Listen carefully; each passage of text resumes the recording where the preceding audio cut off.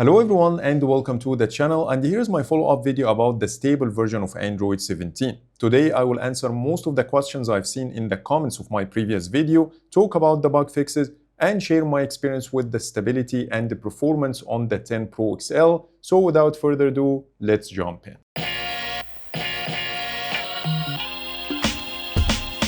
Let's start by answering the most important questions I received in the comments of my previous videos about the stable version of Android 17. And the first one, some people are not getting the stable version of Android 17 if they are running beta 4.1.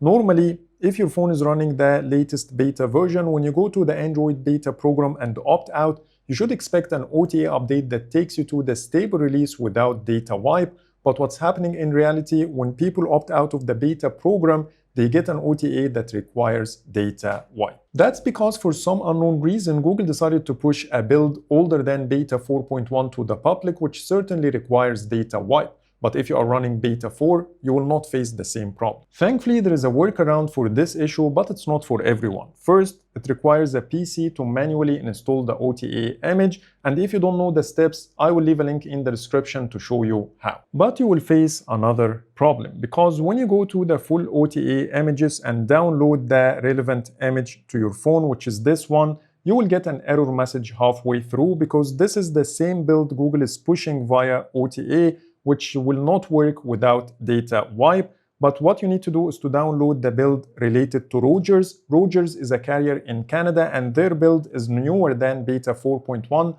which means you don't need to wipe your phone's data. And this is the exact process I followed. It worked really well on my 10 Pro XL without impacting the network connectivity. But if you want to do the same process, you need to do it on your own risk. The second point is some people are not seeing some of the features I mentioned in my previous videos, and this is happening for a few reasons. The first one is your system services might need some updates. So when you go to settings and then the profile menu, then go to all services, then system services, and make sure all your services are up to date, like in my case here. And if you have any updates available, they will appear under the available updates section, so you can update them like this. Also, it's recommended to restart your phone after updating the system services. The second reason why a feature could be missing from your phone is your phone don't support it. For example, the comfort filters feature under display and touch is exclusive to the Pixel 10 models, and I couldn't get it on any of my older Pixel phones. Last but not least, some of these features are related to Google apps which need time to roll out gradually, so your only solution is to wait. So these are the most important points I wanted to cover. Now let me show you a few hidden features that I didn't mention before.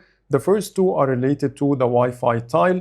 When you connect to a hotspot of another Pixel phone, now you see a phone icon instead of the Wi-Fi icon like before. Plus, now when you tap on the Wi-Fi toggle, it no longer turns off the Wi-Fi, but it disconnects from the current network only. The last one I knew about from the comments, when you use your phone in landscape view like this and then expand the notification shade, you will see bigger banners, and here is a side-by-side comparison with Android 16. Before jumping to the next chapter, let me show you the latest wallpapers added to the Wallpapers by In-Depth Tech Reviews app. You will see 38 new wallpapers added to the collection, and I used some of them while shooting this video to show you how they look in real life. You can download this app using the Google Play Store download link in the description. And now let's get back to the video. So these are the hidden features. Now let's talk about the bug fixes. This update comes with 38 bug fixes, which is a massive number. I'm not gonna go through each and every one as I usually do, but I'm gonna leave this link in the description if you want to check them out. But in a nutshell, we have 2 fixes under apps, 1 fix for the audio, 2 fixes for the battery and the charging, 3 fixes for the camera, the display and the graphics got 3 fixes, 1 fix for the face unlock, the framework got 7 fixes, 1 fix for the location and GPS, 4 fixes under the system category, 2 fixes under telephony, 1 for torch, and 11 under the user interface. And this will take us to my actual experience with the stability and the performance of this build after using it for a couple of days.